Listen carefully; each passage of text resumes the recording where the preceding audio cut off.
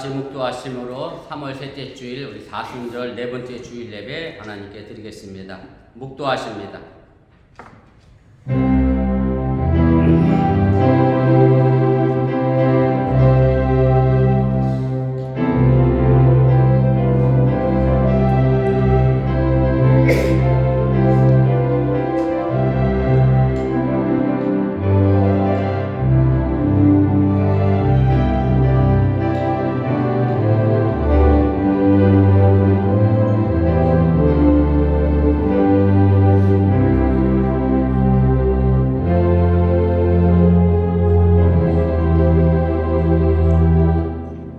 이 보배를 질그릇에 가졌으니 이는 심히 큰 능력은 하나님께 있고 우리에게 있지 아니함을 알게 하려 함이라. 아멘.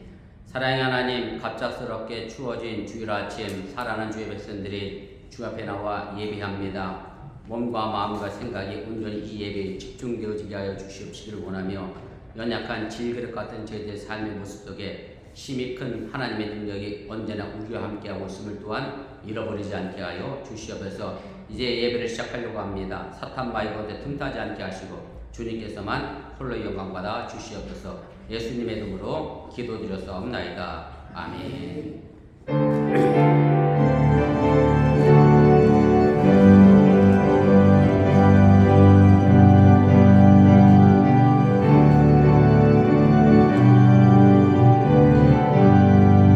찬송하는 소리에서 사랑 기뻐하도다. 하늘 아버지의 이름 거룩거룩하도다. 세상 사람 찬양하자. 거룩하신 하나님께 할렐루야 할렐루야 할렐루야.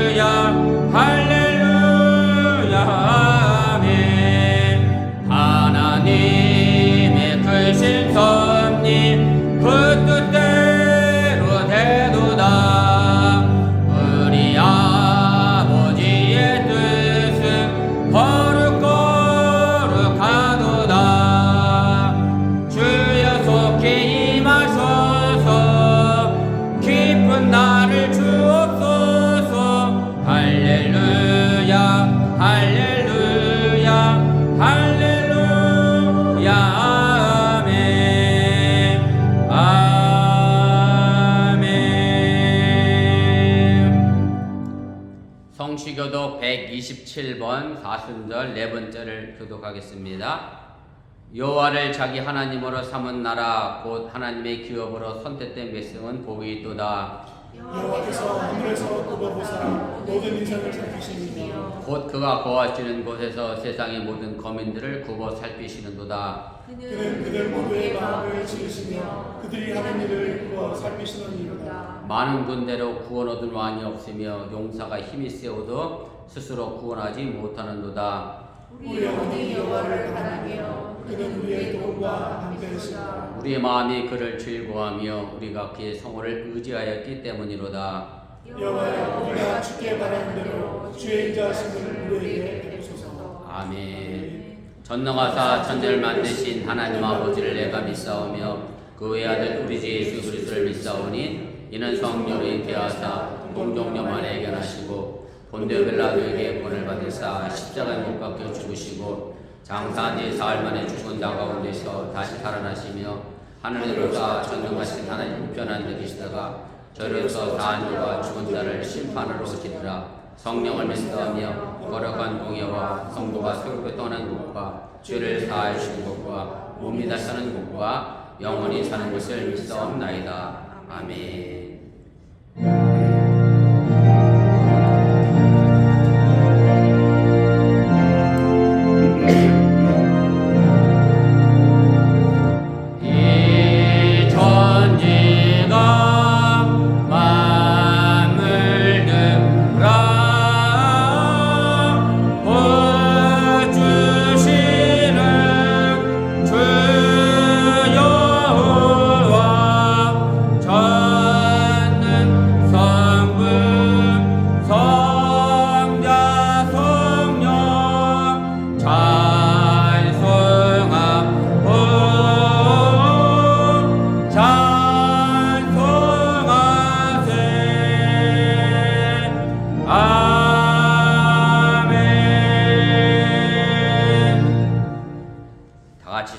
앉아주시길 바랍니다. 이 시간을 위하여 허이성 권사님 우리를 대표하여 기도 인도해 주시겠습니다.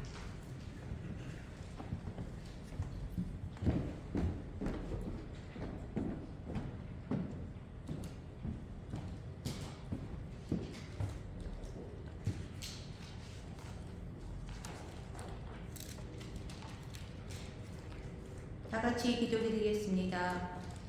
사랑과 은혜가 충만하신 하나님 아버지 감사합니다. 오늘 이 자리에 있게 하심을, 이 예배를 드릴 수 있음에, 찬양할 수 있음에, 기도할 수 있음에 감사드립니다.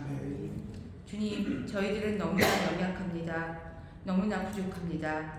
그러면서도 너무나 이기적이며 너무나 자기중심적입니다. 이렇게 죄 많은 저희이지만 하나님이 세상을 이처럼 사랑하사 독생자를 주셨습니다. 이는 그를 믿는 자마다 멸망하지 않고 영생을 얻게 하심임을 깨닫는 사순절 기간이 되게 하여 주시옵소서. 지난 한 주간도 주님의 은혜 가운데 살아온 저희들이지만 세상 속에 살면서 얼마나 주님의 말씀을 들고 생활을 했는지, 주님을 향한 믿음을 지키고 살았는지 회개합니다. 혹시 크고 작은 일에서 내 편의에 의해 주님을 부정하고 내 멋대로 주님을 다시 십자가에 올려놓는 그러한 우를 범하며 살아가지는 않았는지 회개합니다. 사랑하기보다는 남을 미워할 때가 많았고, 겸손하기보다는 교만할 때가 많았고, 다른 사람을 도와주고자 하는 마음보다 내 자신과 내 가족을 돌아보기에 급급한 삶을 살아왔음을 고백합니다. 입으로는 주님을 외치지만 세상에 나가 주님 밖에서 방황하는 저희들의 모습을 고백하오니 이 거룩한 예배를 통해서 저희를 정결케 하시고 말씀으로 다시금 무장될 수 있도록 도와주시옵소서. 저희의 마음 안에 주님의 마음을 품게 하시고 우리를 거짓되게 하는 믿음을 붙들지 않게 하시옵시며 또한 이러한 믿음이 우리를 지켜주게 하여 주시옵소서. 그리하여 저희가 세상 편이 아닌 주님 편이 되게 하여 주시옵소서. 주님, 저희와 늘 함께 하셔서 성령 충만케 하사 생각은 지혜가 되게 하시고 감정은 늘 사랑으로 가득 차게 하시며 저희들의 오감은 능력이 되게 하여 주시옵소서. 저희가 바꿀 수 있는 일은 바꾸는 용기를, 저희가 바꿀 수 없는 일은 담당히 받아들일 수 있는 은혜를, 그리고 이 둘을 구분할 수 있는 지혜를 허락하사 어떠한 상황 속에서도 주님 바라보며 항상 기뻐하게 하시고 쉬지 말고 기도하며 범사에 감사할 수 있는 저희들이 되게 하여 주시옵소서. 주님, 저희 가운데 건강 때문에, 마음 때문에, 물질 때문에 여러 가지 이유로 불편한 자들이 많이 있습니다. 저희들의 모든 것을 주관하시는 하나님의 능력으로, 저희들의 마음과 생각을 지키시는 주님의 권능으로 연약한 저희들을 도우사 힘과 용기를 주시고 어려움을 떨쳐낼 수 있는 믿음을 주시옵소서. 또한 저희들을 이끌고 계신 이병수 목사님과도 함께 하시어서 지혜와 능력을 더하여 주시고 영육간에 더욱 강건하게 하여 주시옵소서. 잘 모이는 교회 되게 하여 주시고 서로 사랑하는 사랑의 교회가 되어 하나님께 영광 돌릴 수 있는 교회가 되게 하여 주시옵소서. 그리하여 저희 어벙산의 교회가 주님이 보시기에 아름다운 교회로, 주님의 사랑을 실천하는 교회로 성장해 나갈 수 있도록 인도하여 주시옵소서. 예배의 처음부터 끝까지 주님께서 함께하여 주시옵기를 바라며 저희들의 삶 속에 늘 함께하여 주시옵소서. 저희를 구원하여 주신 예수님의 이름으로 기도드렸습니다. 아멘.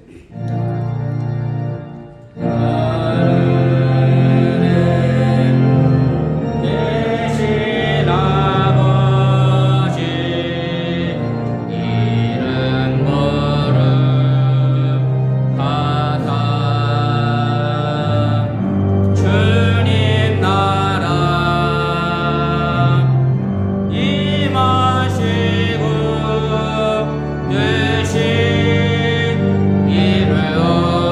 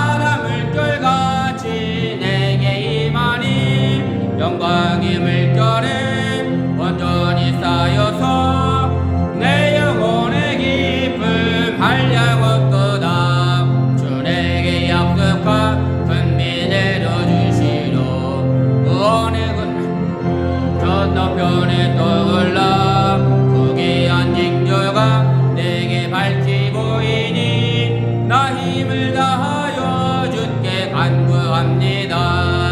예수의 사랑 예수의 사랑 바다 물결같이 내게 임하니 영광의 물결에 온전히 쌓여서 내 영혼의 기쁨 한량없도다.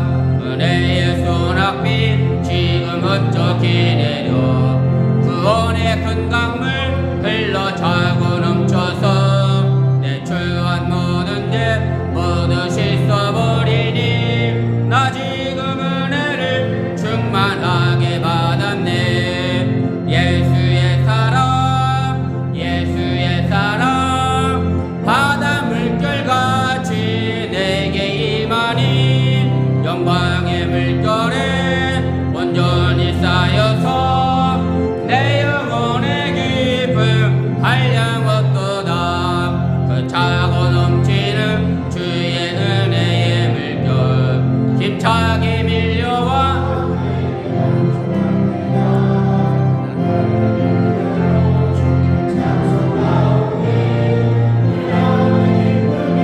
항상 충만함이라. 예수의 사랑 예수의 사랑 바다 물결같이 내게 임하니 영광의 물결에 온전히 쌓여서 내 영혼의 기쁨 한량없도다. 아멘. 우리의 삶을 주관하시고 섭리하시는 전능하신 아버지 하나님, 거룩한 주일을 맞이하여 주 앞에 나와 예배합니다. 우리의 사랑하는 어번교회 믿음의 성도들이 주님 앞에 나와 예배하며 빈손을 나오지 않고 정성된 마음으로 귀한 힘을 들여싸우니 이 물질이 온전히 하늘나라에 심겨지게 도와주시고 저들의 삶의 터전 속에 하나님께서 많은 것으로 좋은 것으로 갚아주시고 채워주시옵소서. 우리에게 주어진 삶의 길 속에 최선을 다하는 믿음의 삶을 살아가게 도와주시고 그 삶의 모습 속에 하나님의 영광과 함께 더불어 하나님의 능력으로 살아가는 우리 어번교회 성도 되도록 함께하여 주시옵소서. 오늘도 11절을 드렸습니다. 저대 창고가 차도 넘치도록 하나님께서 복의 복을 도와여 주시고 감사의 예물을 드렸사오니 범사에 감사할 조건이 가득 채워지게 도와주시고 주의 영광을 드렸사오니 손길 닿는 곳마다 하나님의 영광이 향기가 나타나도록 함께하여 주시옵소서. 이 모든 말씀 예수님의 이름으로 축복하며 기도드렸사옵나이다. 아멘. 감사합니다. 자리에 앉아주시기를 바랍니다. 방문자 등록카드 있었는데 안 갖고 오셨네. 좀 찾아봐 주실래요? 여기 있었는데. 교회 광고 드립니다. 앞에 화면 보시고 주보 보시고 착오 없으시길 바랍니다. 특별한 광고는 없고요. 화요일 새벽 기도는 없습니다. 해당되시는 분 몇 분 안 계시긴 합니다만 그렇게 아시고 내일 우리 현규가 이사를 합니다. 학교 끝나고 와서 오후에 저녁에 이사를 해야 돼서 제가 짐 정리하고 화요일날 아침에 내려와야 돼서 새벽 기도 없음 기억하시고 착오 없으시길 바랍니다. 우리 소망속 안내 보시고 우리 소망속 또한 참여해 주시고 각 속회 우리 속장님들 속회 안내 잘하셔서 속회드리는데 어려움 없도록 그렇게 해주시면 고맙겠습니다. 오늘 저에게 처음 방문하시는 분 계십니다. 우리 권영문 성도님, 우리 제가 보기에 정면에 계신데 따뜻하게 박수로 환영해 주시면 그 다음에 광고는 아니고요. 제가 여러분들에게 드릴 말씀이 있어 잠시 드리겠습니다. 제가 지난번 지방에 설교보다 좀 길 수도 있어요. 양해하고 들으세요. 제가 지난번 지방에 인도하고 왔더니 저희 집사람이 제게 그래요. 다음 감리사님 사모님이 우리 집사람한테 그랬대요.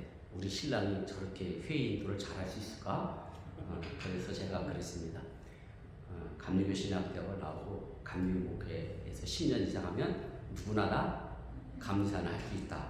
제가 왜 이런 서른 말씀을 드리냐면 기도 때문에 제가 근 한 달간 나름대로 고민하고 기도하고 생각을 좀 했습니다. 주일학교 학생들도 지금 주일학교 예배 시간에 본인들이 기도합니다. 그래서 제가 생각에 정규 학교를 나왔으면 기도를 할 수 있다 이렇게 생각했는데 주일학교들 보니까 정규학교 졸업도 전에도 기도가 가능하긴 하더라고요. 그래서 제가 기도 못 하시는 분들에게 굳이 제가 더 이상 기도를 하라고 강요하지는 않겠습니다. 제가 좀 목회 방식이 좀 바꿨고요. 할 수 있을 때까지 기다려 달라고 어느 분이 그러시는데 제가 한번 기다려 보도록 하겠습니다.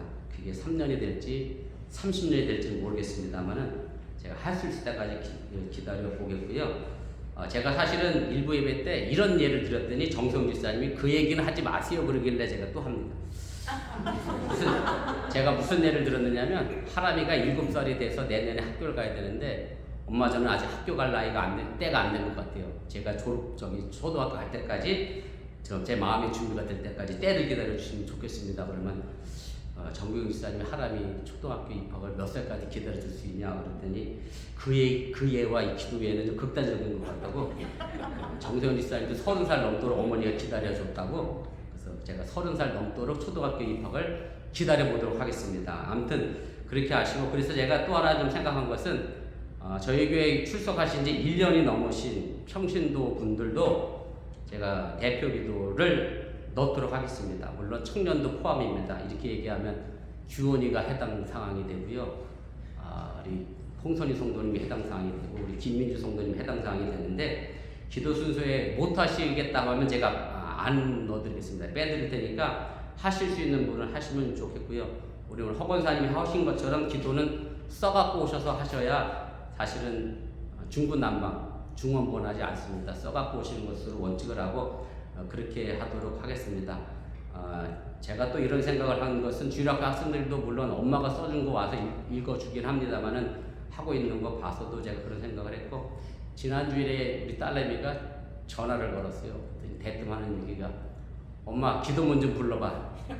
그래서 기도문을 불렀더니 우리 정구영 선생님이 하신 말씀이 구글에도 검색하면 무지 많이 나오네요. 굳이 그렇게 불러봐 안 해도 되는데 왜 그걸 불러봐라 그래도 모르겠다. 그래서 구글에도 검색하면 많이 나온다네요. 저는 아직 검색 안 해봤습니다만 우리 딸내미가 2부 예배 기도 순서라 기도문을 적어가서 했습니다. 그러면서 기도 잘했냐 그랬더니 엄마가 불러준 기도문이 약간 어순이 좀 뭐가 이상해서 자기가 기도하다 말고 그거대로 안 했대. 그래갖고 말이 꼬여서 한참 버벅이다가 정리하고 내려왔다고 그랬는데, 아무튼 제가 기도의 부분에서 제가 여러분들을 어떻게 보면 뭐 더 이상 제가 괴롭히지 않겠다. 왜냐면 기도 때문에 교회를 막 안 오시더라고요. 그래서 그건 아닌 것 같아서 기도를 더 이상 강요하지는 않겠습니다.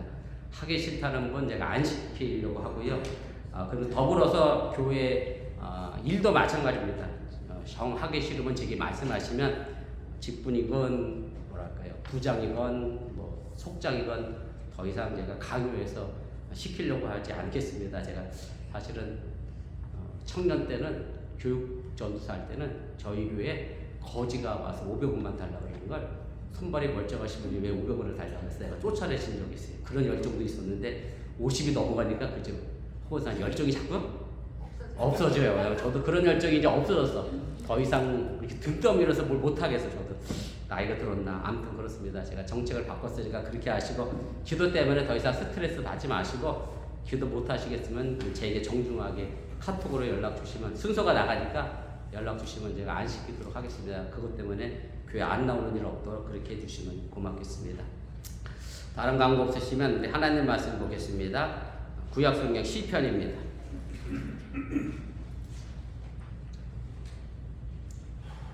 시편 1편입니다. 우리 1절 말씀부터 우리 6절까지 말씀입니다. 우리 한 절씩 교독하시고 우리 6절은 함께 읽도록 하겠습니다. 복 있는 사람은 악인들의 꾀를 따르지 아니하며 죄인들의 길에 서지 아니하며 오만한 자들의 자리에 앉지 아니하고 오직 여호와의 말씀을 읽거니 즐거워하며 이의 율법을 주야로 묵상하는도다. 그는 시냇가에 심은 나무가 철을 따라 열매를 맺으며 그 잎사귀가 마르지 아니함 같으니 그가 하는 모든 일이 다 형통하리로다. 그러므로 악인들은 심판을 견디지 못하며 죄인들이 의인들의 모임에 들지 못하리로다. 무릇 의인들의 길은 여호와께서 인정하시나 악인들의 길은 망하리로다. 아멘. 아이노스 찬양단 특별 찬양 읽겠습니다.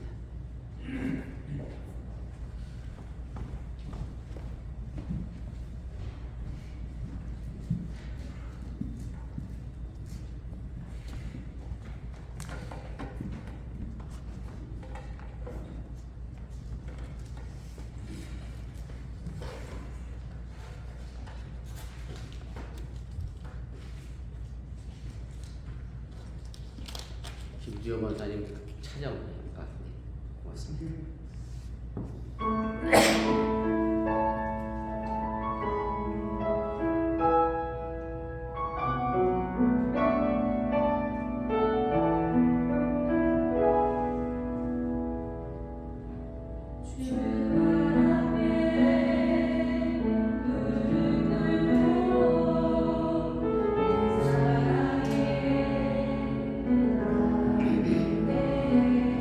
어떤 말로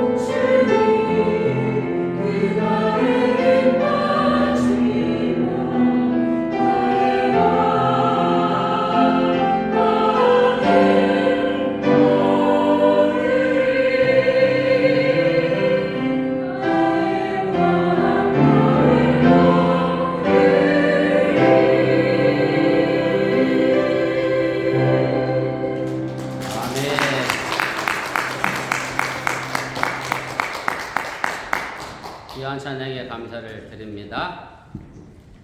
최근에 한국에서 만들어진 넷플릭스 드라마가 오징어 게임 이후에 전 세계에서 높은 인기를 끌면서 상영을 하는 드라마가 있습니다. 더 글로리라고 하는 드라마입니다. 아마 이미 보신 분들 계실 거라 생각이 되는데, 저도 시즌 1을 보기 시작했는데 멈출 수가 없어 제가 쉬지 않고 시즌 한 편을 하룻밤에다 본 기억이 있고요.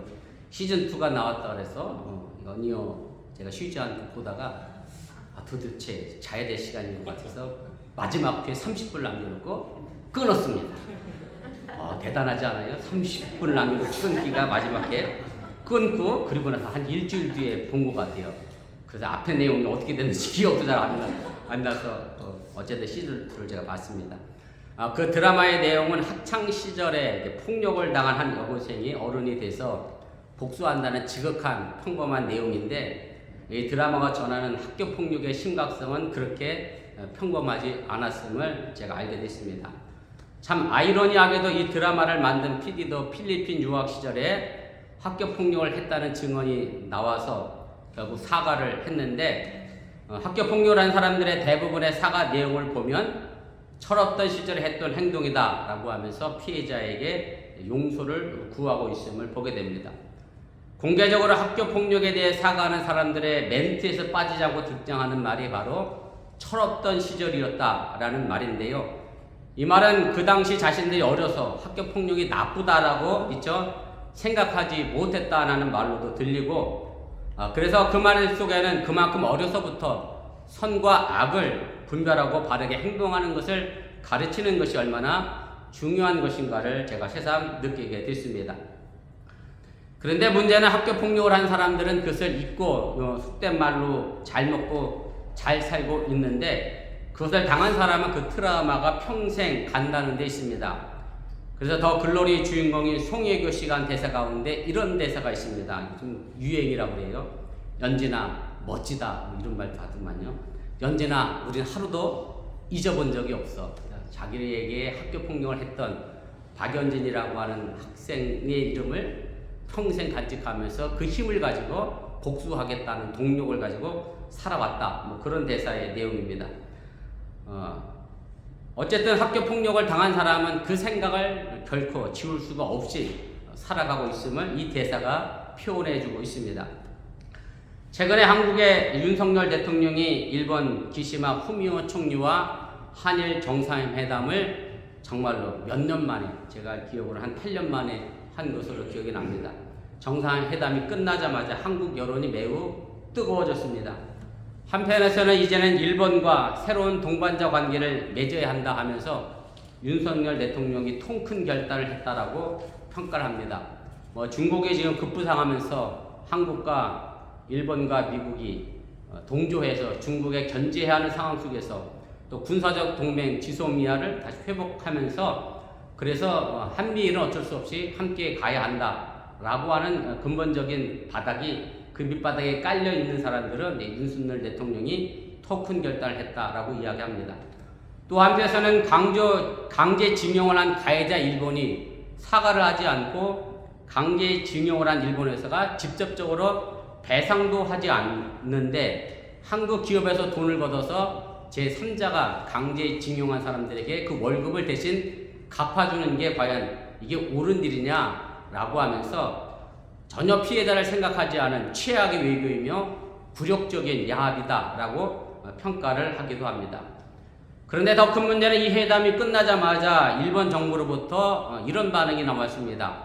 한일 합방은 합법적이었다. 강제 동원은 없었다. 독도는 일본의 영토다. 라고 하는 공식적인 발언이 나온 것으로, 여전히 일본은 가해자로 한국에 대해서 잘못한 행동을 한 것을 역사적으로 인식하지 않는 모습을 보여주고 있습니다. 가해자는 그 아픔을 잊어버렸고 여전히 강제 노동을 한 피해자인 한국만 그 아픔을 하루도 잊지 않고 기억하고 있음을 보게 됩니다. 이처럼 가해자의 생각과 피해자의 생각은 큰 차이를 만들어냈습니다. 우리 프랑스의 수학자이고 물리학자이고, 참 옛날 사람들은 한번 세 가지 작업을 막 가진 것 같아요. 철학자인 파스칼이라고 하는 사람이 아주 유명한 책을 하나 썼습니다. 팡세라고 하는 책인데요. 이 책은 뭐 파스칼이 직접 쓴 책은 아닙니다. 파스칼이 죽은 다음에 그의 가족과 친척들이 파스칼이 쓴 1100편의 단편적인 이야기들 묶어서 한 편의 책으로 만들어냈고요. 그래서 원래 이 출판의 책의 제목은 이렇게 되어 있습니다. 종교 및 기타 주제에 대한 파스칼의 팡세, 이렇게 되어 있습니다. 팡세는 불어고요, 생각이라고 하는 뜻입니다. 그래서 정확히 다시 이 책 제목을 이야기하면 종교 및 기타 주제에 대한 파스칼의 생각, 이것이 책 제목의 내용인데 일반적으로 팡세라고 하는 책 제목으로 우리가 알고 있습니다. 이 책의 내용은 기독교를 설명하고 전도하려는 목적으로 쓴 기독교를 논리적으로 설명하는 팡세가 담겨있는, 다시 말해서 파스칼의 생각이 담겨있는 그런 책이라고 할 수가 있습니다. 이 책의 내용에는 우리가 이미 잘 알고 있는 몇 개의 문장들이 있습니다. 클레오파트라 코가 조금 낮았으면 인류가 변했다라든지 이 책이 팡세에 등장하게 되고요.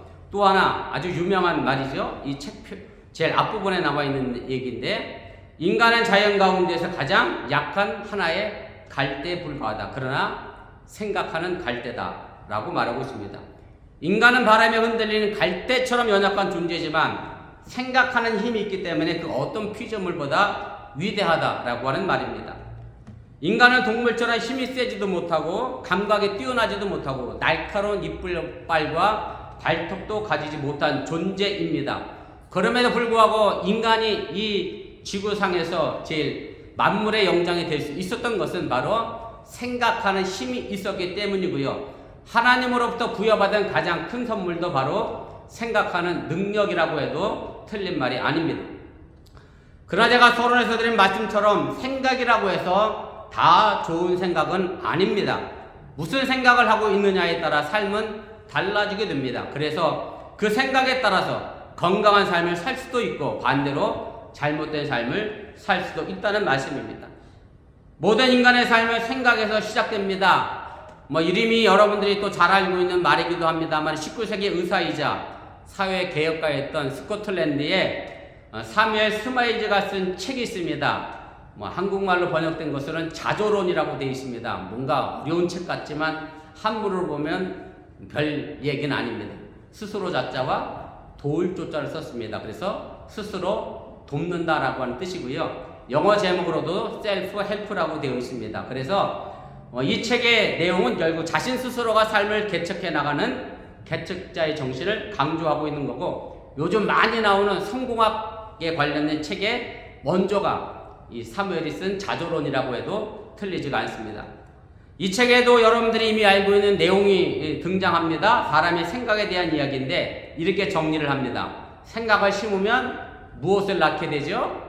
행동을 낳게 됩니다. 그리고 행동을 심으면 이것이 습관을 낳게 됩니다. 그리고 습관을 심으면 결국 이것이 내 삶의 성격이 되어지고요. 이 성격을 심으면 내 삶의 운명을 낳는다라고 말하고 있습니다. 참으로 중요한 말이기도 하지만 한편으로는 참으로 무서운 말이기도 합니다. 생각이 쌓여 행동을 낳고 그 행동이 쌓여 습관을 만들어내고 습관이 성격으로 굳어져서 그 사람의 운명이 결정된다고 하는 것인데, 결국 그 생각이 그 사람의 운명을 결정한다는 말입니다. 그렇기 때문에 생각을 바꾸지 않는 한 내 운명도 바꿀 수 없다는 말이 됩니다. 어떤 행동이나 삶도 그 원초적인 것은 생각이라고 하는 말입니다. 그러게 예수님도 어떤 행동이 앞서 그 생각을 중요하게 말씀합니다. 마태복음 5장 21절 22절입니다. 우리 함께 읽어보겠습니다. 옛사람에게 말한 바 살인하지 말라. 누구든지 살인하면 심판을 받게 되리라 하였다는 것을 너희가 들었으나 나는 너희에게 이르노니 형제에게 노하는 자마다 심판을 받게 되고 형제를 대하여 나가라는 자는 공회에 잡혀가게 되고 미련한 놈이라 하는 자는 지옥불에 들어가게 되리라. 옛날에는 살인하지 말라가 율법의 근본이었지만 예수님은 그렇게 말씀하지 않습니다. 형제에 대해서 화를 내는 사람도 심판을 받는다.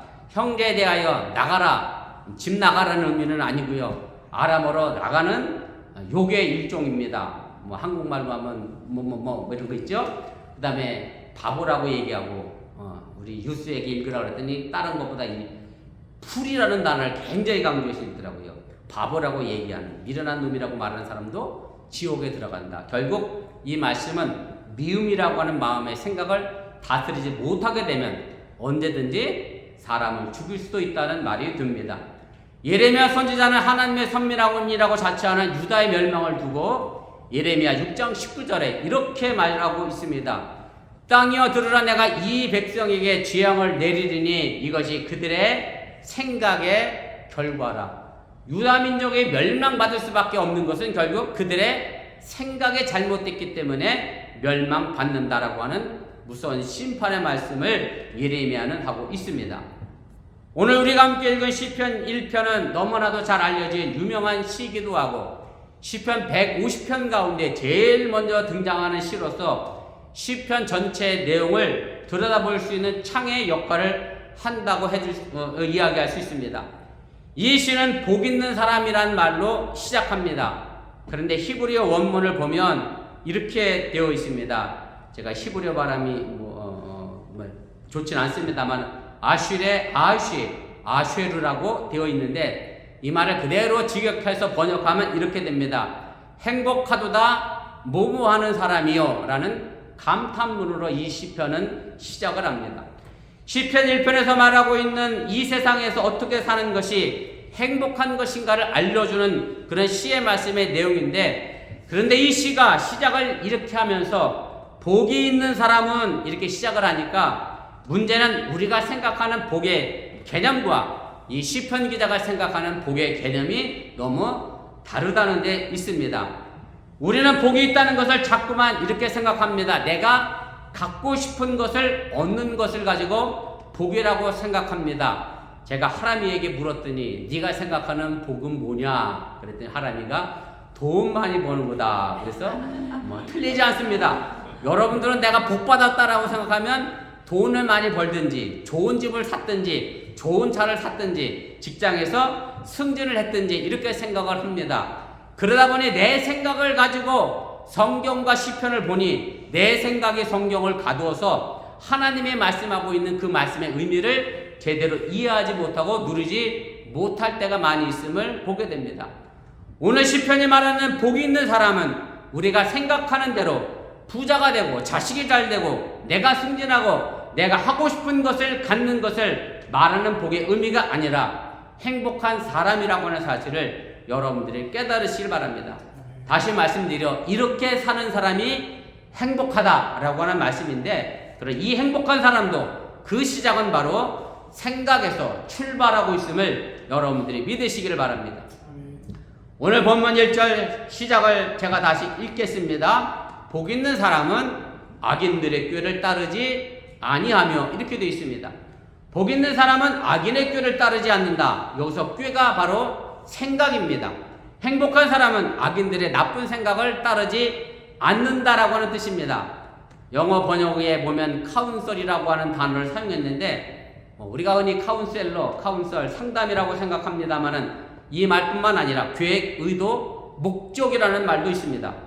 그래서 다시 이 말씀을 드리면 악한 사람들의 생각, 악한 사람들의 계획을 따르지 않는 사람이 행복한 사람이라고 하는 말씀입니다. 이렇게 말씀드리면 생각한 것이 뭐가 나쁘냐라고 말할 수도 있습니다. 그냥 생각일 뿐이고 그 나쁜 생각을 내가 행동으로 옮기지 않았으니 괜찮다라고 말하면서 문제는 행동이지 생각이 아니라고 말할 수도 있습니다. 그런데 오늘 본문에는 악인들의 꾀라고 그렇게 되어 있습니다. 악인이 아니라 악인들이라고 복수형을 사용합니다. 많은 집단을 의미합니다. 그러다 보니 집단적으로 그렇게 생각하니 죄의식이 없는 경우가 너무 많이 있습니다. 쉽게 말씀드리면 남들 다 하는데 나만 안 하면 마치 바보인 것 같은 세상을 지금 우리가 살아가고 있습니다. 여전히 대한민국의 문제입니다. 높은 자리에 계신 분들이 군대 안 가려고 여러 가지 방법을 썼고요. 위장 전입해서 좋은 학교에 아이들을 보내고 위장 전입해서 농지를 매입해서 투기하고 주식 조작하고 주가 조작하고 표창장 만들어 가짜로 만들어서 좋은 대학 가고, 사실 안 그런 사람들이 거의 없다 보니 안 그런 사람이 정말 바보인 것처럼, 그래서 높은 공직자치고 청문회에 안 걸리는 사람이 한 사람도 없는 그런 세상을 지금 대한민국의 현실이라고 해도 틀리지가 않습니다. 자신만을 생각합니다. 자신들의 배를 불릴 생각만 합니다. 자신들이 하는 것을 죄가 아니라고 생각하는 높은 분들이 아직 많기 때문에 대한민국의 정치가 참 안타까운 현실의 모습으로 치닫고 있는 것이 아닌가, 그런 생각을 하게 됩니다. 그러나 생각은 생각으로 끝나지 않습니다. 생각한 것이라고 하지만 그 생각이 쌓여 결국 행동이 만들어지게 됩니다. 그래서 시편 기자는 이어서 이렇게 말합니다. 죄인들의 길에 서지 아니하며, 잘못된 악한 생각이 쌓여 결국 죄인의 길에 한복판에 서 있게 됩니다. 누구나 처음에는 이번만 하면 안 하겠다라고 발을 들어 놓습니다만, 한 번만 하지 하고 끝나는 사람은 한 사람도 없습니다. 그 한 번이 또 한 번을 만들어내고, 그러다 보니 세 번으로 이어지고, 그래서 마약 중독도 생기고 도박 중독도 생기고, 마침내 그 결과를 심판으로 만들어가게 됩니다. 요즘은 우리 청소년들에게, 아이들에게 마약도 문제지만 가장 손쉽게 접할 수 있는 게임이 저는 더 큰 문제가 아닌가, 그런 생각을 합니다. 오늘 아침에 뉴스 아이가 하나 안 나왔는데 밤새 게임에서 못 일어나서 안 나왔대요. 요즘 아이들이 게임 중독으로 어려움을 겪습니다. 게임 시작할 때 내가 게임에 중독돼야 되겠다라고 시작하는 아이들은 한 명도 없습니다. 한 번만 더 하지, 한 게임만 더 하지. 우리 아들도 그래요. 걔가 그 집에 가서 자잖아요. 밤 11시가 되도록 게임합니다. 저는 9시 반이면 자야 됩니다. 근데 목표한 점수가 안 나오면 에이, 한 번만 더 하지. 근데 자동차 게임을 요즘 또 하더라고. 지 차 운전하고 다니면서 왜 자동차 게임을 하는지 모르겠어. 난 내 차를 운전하고 말지. 자동차 게임 하는데 맨날 3등만 해. 한 번만 더 해야지. 결국 1등하고 끝내니까 몇 시에 끝나겠어요? 예, 11시 반. 그래도 12시에 끝나면 다행입니다. 그렇게 못 끝내니 밤새게 되는 겁니다. 점점 더 끊기가 어려워집니다. 그래서 아예 처음부터 죄인들의 길에 서지 말아야 하고, 들어섰다 하면 더 늦기 전에 그 길에서 벗어나야 하고, 길이 아니면 가지 말아야 하는 것이 우리 인생의 정답의 모습입니다. 여기 죄인이라고 하는 말에 히브리어는 하타임이라는 단어를 사용했습니다. 이것은 하타라고 하는 동사에서 온 말인데, 하타라고 하는 동사의 의미는 길을 잃어버린다라는 뜻입니다. 길을 잃어버린 사람이 결국 죄인이 됩니다. 다시 말씀드리면 하나님께서 정해놓은 삶의 목표나 방향에서 벗어나거나 그 방향을 잃어버린 것이 죄이고, 그렇게 살아가는 사람이 죄인이라고 하는 말씀입니다. 이 죄인들은 결국 돌아올 길을 잃어버리게 됩니다. 그래서 어떻게 되느냐면 시편 기자는 그 다음을 이렇게 말합니다. 오만한 자들의 자리에 앉지 아니하고, 죄인의 길에서 돌아오지 않는 사람은 결국 그 자리에 털썩 주저앉아 버렸습니다. 영어 단어가 씨씨, 그 의미를 표현하는데, 그만 오만한 자리에 털썩 앉아서 일어나지 못하게 됩니다. 죄의 길에 너무 익숙하여 그 자리에 주저앉아서 그 죄가 그의 삶이 되어버리고 말았다라고 하는 얘기입니다. 행동이 어느덧 습관이 되어버렸습니다. 잘못된 행동이 어느덧 생활이 됐습니다. 이렇게 되면 죄가 죄인 줄 모르고 살아갑니다. 오히려 죄가 옳은 일이라고 생각합니다.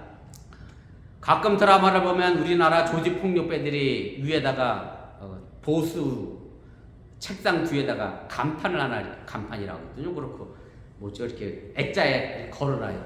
하람이도 알아요. 제랍에 등장하는 단어가 뭐겠어요? 네? 보수 위에 뭐가 등장하겠어요? 조직폭력배들이 의리.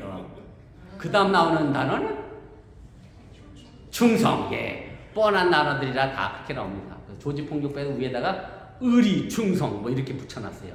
멋있잖아요. 조직폭력배 의리, 충성. 사람 죽이고도 의리를 지켜야 하고, 사람 죽여도 보스에게 충성해야 하고, 무엇이 옳은지 무엇이 잘못된 것인지 모르고 의리와 충성을 이야기하는 것 자체가 어불성설이라고 하는 얘기입니다.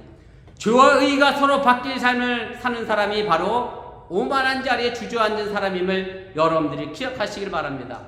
오만한 자라고 하는 말의 히브리어는 레침이라는 단어를 사용하는데, 이 말의 동사는 루추입니다. 루추에서 온 이 레침의 단어의 의미는 조롱하다, 비웃다라고 하는 뜻을 가지고 있습니다. 그래서 오만한 사람들은 남을 비웃습니다. 어려운 이웃을 돕고자 하면 너나 잘하세요라고 남을 비웃습니다.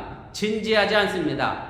자기밖에 모릅니다. 그래서 나쁜 사람은 한국말이 재밌는 것 같지 않아요? 나쁜 사람은 나뿐인 사람입니다. 다른 생각을 생각하지 않는 나만 생각하는 사람은 정말 나쁜 사람입니다. 그래서 나쁜 사람은 나뿐이다 해서 유리하다는 말도 있습니다. 맞는지 틀리는지 잘 모르겠습니다. 본문 1절 제가 다시 한번 읽어보겠습니다. 복 있는 사람은 악인들의 꾀를 따르지 아니하며 죄인들의 길에 서지 아니하며 오만한 자리에 앉지 아니하고 죄에 대한 점진적인 과정을 보여줍니다. 이것을 문법으로 얘기하면 증법이라고 말합니다. 꾀에서 죄의 길에서 아예 오만한 자리에 앉아버렸습니다. 생각에서 행동으로, 행동에서 습관으로 갔습니다. 결국 그 습관은 사무엘 스마일지가 말한 대로 그의 성격이 되었고 끝내는 그의 운명이 되어 버렸습니다. 처음에는 악인들의 길을 따르다가 죄인 길에 서다가 결국 오만한 자들의 운명을 걷게 됩니다. 따르고 서다가 앉게 되는 죄의 증법의 성장 과정을 우리에게 보여주고 있습니다. 문제는 생각입니다. 그 생각, 그 마음을 바꾸지 않으면 결국 우리는 죄의 길에 설 수밖에 없고 그 죄를 죄라고 생각하지 않는 오만한 삶의 자리에 주저앉고 맙니다. 행복한 사람은 이 무서운 죄의 점진성을 아는 사람입니다. 그러기에 바른 생각, 깨끗한 생각, 큰 생각을 갖게 됩니다. 그리고 죄의 길에 서다가 돌아섭니다. 회개합니다. 그리고 끝내는 죄가 생활이 되는 오만한 자리에 주저앉지 않고 멀리 떠나가게 된다라고 하는 말씀입니다. 그렇다고 하면 어떻게 하면 나쁜 생각, 죄된 생각, 오만한 삶에 빠지지 않을 수 있을까? 시편 기자는 본문 2절 이하에서 행복한 사람의 적극적인 삶을 우리에게 말해주고 있습니다. 오직 여호와의 율법을 즐거워하여 그의 율법을 주야로 묵상하는도다 라고 말씀합니다. 행복한 사람은 하나님의 말씀을 즐거워합니다. 그런데 사실 하나님의 말씀은 그렇게 즐겁지가 않습니다. 그러나 씹으면 씹을수록 답니다.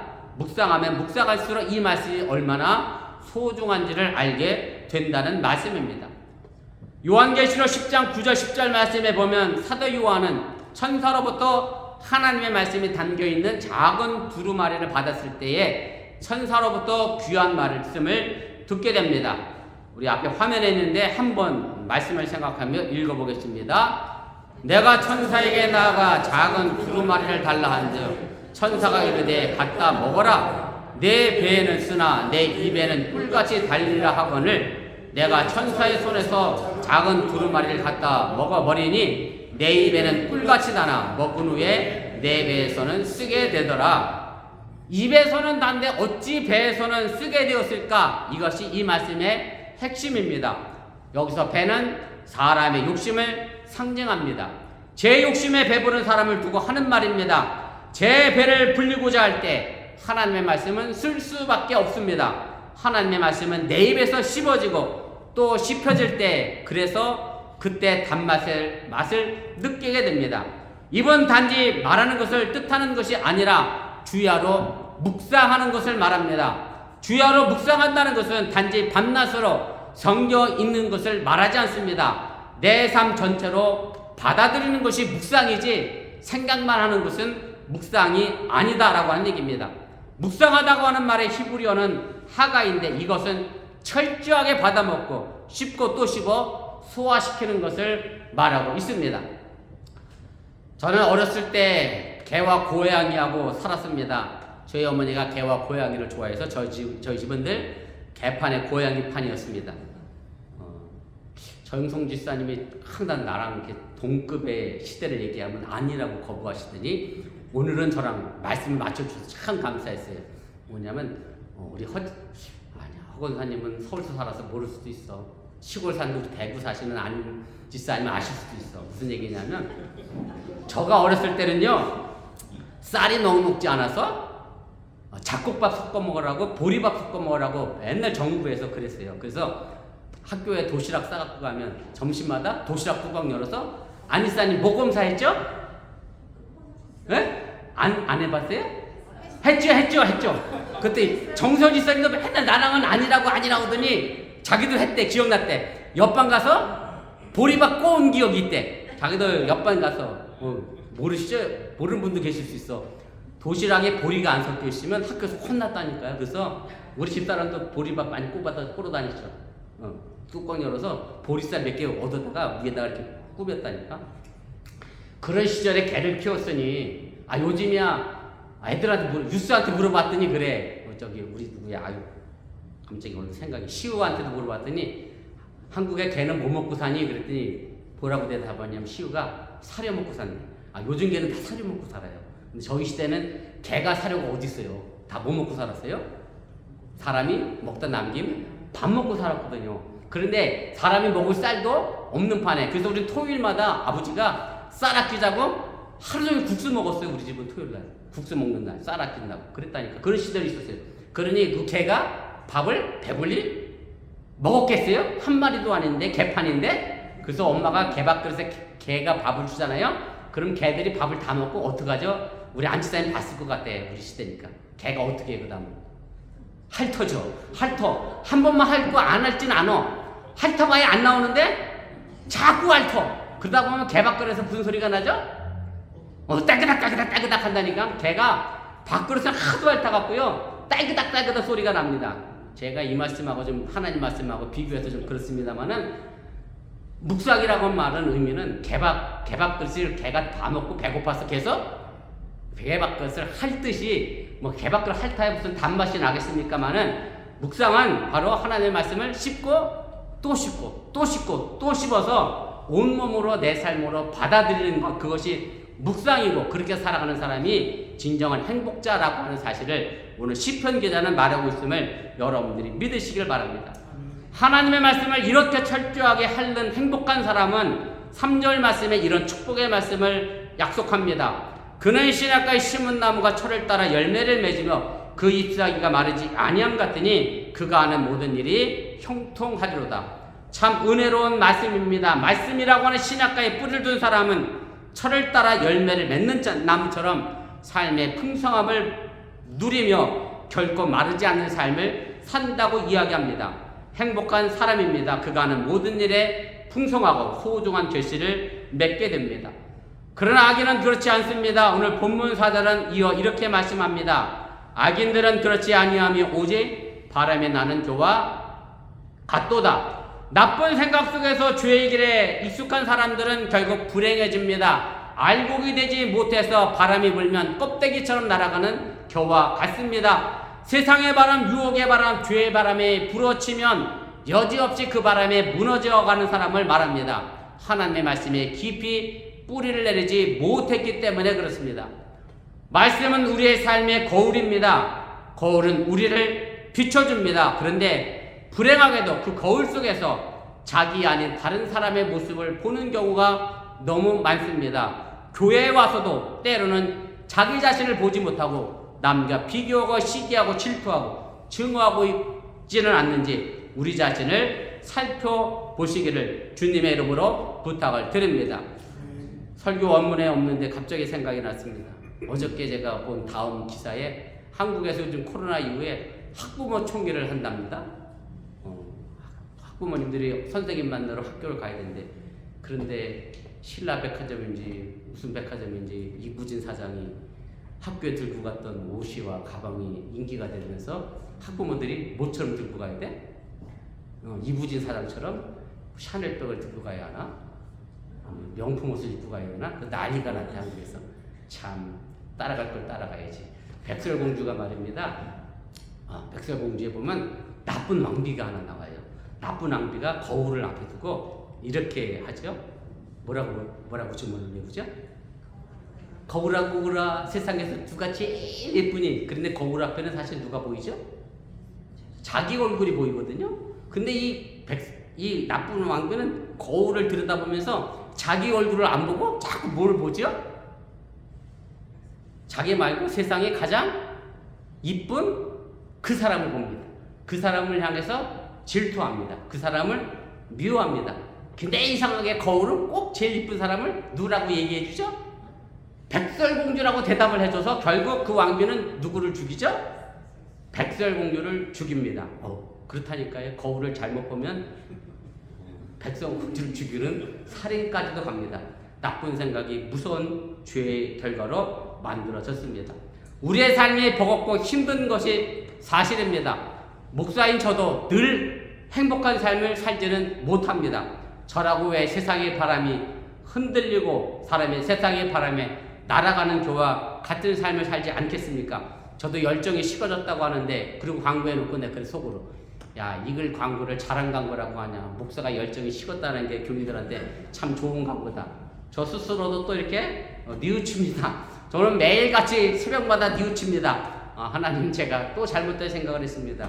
제 생각을 새벽마다 고쳐나가고 바로잡기를 위해 기도합니다. 그래서 저를 위하여 여러분들이 기도해 주셔야 돼요. 제가 열정이 식으면 누구의 열정도 식겠어요? 네, 여러분들의 열정도 함께 식어지는 겁니다. 그래서 제 열정이 식어지지 않도록 여러분들 기도해 주시고, 여러분들도 열정 내셔서 우리 교회를 또 잘 지켜주시길 바랍니다. 여러분들은 지금 행복한 사람으로 내가 살아가고 있는지, 아니면 악한 사람의 생각으로 살아가는지 돌아보시길 바라고요. 사순절 네 번째 주일에 우리의 버겁고 힘든 삶을 하나님의 말씀을 주야 묵상함으로 해서 그 말씀을 시냇가에 심은 나무처럼 풍성한 삶의 열매로 바꿔갈 수 있는 그런 저와 여러분들의 삶이 될 수 있기를 주님의 이름으로 간절히 축원을 드립니다. 기도하겠습니다. 말씀을 기억하며 우리 1분여 정도 합심해서 함께 기도하겠습니다. 제가 행복한 사람이다 라는 제목으로 말씀을 전했습니다. 저 스스로도 저에게 묻습니다. 목사인 너는 정말 행복하냐? 목회가 정말 행복해서 하냐? 목회가 직업이 된 것은 아니냐? 저 스스로 늘 묻습니다. 여러분들의 신앙의 삶의 모습을 여러분들 스스로에게 또 질문해 보시고 던져 보시기를 바랍니다. 나는 정말 행복해서 예수를 믿나? 이 아침에 교회 가는 것이 정말 즐거워서 내가 교회를 왔나? 나는 정말 행복해서 신앙생활을 하고 있나? 내가 행복해서 집사, 권사, 장로의 역할을 하나? 한번 돌이켜보시고 정말 우리의 어번교회는 행복한 교회가 될 수 있기를 바랍니다. 직분자도 행복하고, 성도도 행복하고, 목사도 행복하고, 속장도 행복하고, 부서장도 행복하고, 성도도 행복하고, 모두가 행복한 그런 믿음의 삶을 위하여 오늘 시간 함께 기도하겠습니다. 사랑의 하나님 고맙습니다. 오늘 시간에 부족한 중에 잠시 말씀을 전했습니다. 내가 잘못 전한 것이 있습니까? 저들 마음과 생각도 하나님께 도와주시고 하나님의 능력의 말씀만 마음속에 깊이 담아 하나님의 영광을 돌아갈 수 있는 그런 믿음의 삶을 살아주도록 인도하시고 함께하여 주시면서 우리가 이 땅에서 살아가는 동안에 나는 과연 어떤 삶의 길들을 걸어가고 있는지, 나는 오늘 시편의 기자처럼 행복한 생각을 가지고 살아가고 있는지, 행복한 삶의 길들을 걸어가고 있는지, 아니면 내가 갖고 싶은 것을 갖는 것을 여전히 복이라고 생각하며 많은 물질을 바라보며 내 자식이 잘 되고 내 자식이 공부 잘하고 내가 직장에서 승진하고 내가 좋은 집을 갖고 좋은 차를 타는 것으로 내가 행복해하고 있지는 않는지 우리가 돌아보면서 악한 생각에서 벗어나 하나님 말씀을 내 삶에 비춰나가 내 삶을 바르게 지켜갈 수 있는 그런 믿음의 역사를 이룰 수 있도록 인도하시고 함께하여 주시면서 우리가 함께 나가 믿음의 역사를 만들어가게 도와주시고 우리가 함께 행복한 신앙생활을 만들어가게 도와주시려며 함께 행복한 삶의 역사를 만들어가는 우리 어머니께가 되어지게 도와주시고 그 어떤 모든 성도 한 사람 모두가 다 정말 이 주일 예배를 기쁨으로 감사로 즐거움으로 나와 예배하는 귀한 시간 한 시간이 되도록 역사하시고 함께하여 주시옵소서 믿습니다. 함께하여 주시옵소서 믿습니다. 사랑의 하나님, 오늘 시간에 부족한 종이 잠시 말씀을 전했습니다. 전하는 목사가 과연 행복한가 스스로 질문을 던져봅니다. 저 스스로도 새벽 예배에 나올 때마다 내가 나가지 않으면 나갈 사람이 없으니 내가 나가야지 억지로 나올 때가 많이 있음을 저 스스로 고백합니다. 힘들고 어려운 것이 사실이지만 우리가 이 땅의 삶의 모습 속에서 그렇게 억지로 끌려가는 삶이 되지 않게 해주시기 원하며 행복한 시인의 모습처럼 행복한 삶을 우리가 살아가는 어번교회가 되도록 인도하여 주시옵소서. 이 모든 말씀 예수님의 이름으로 간절히 축복하며 기도드렸사옵나이다. 아멘. 우리 다같이 일어나셔서 찬송가 314자 우리 찬송하시고 축도로 축복성으로 예배 마치겠습니다.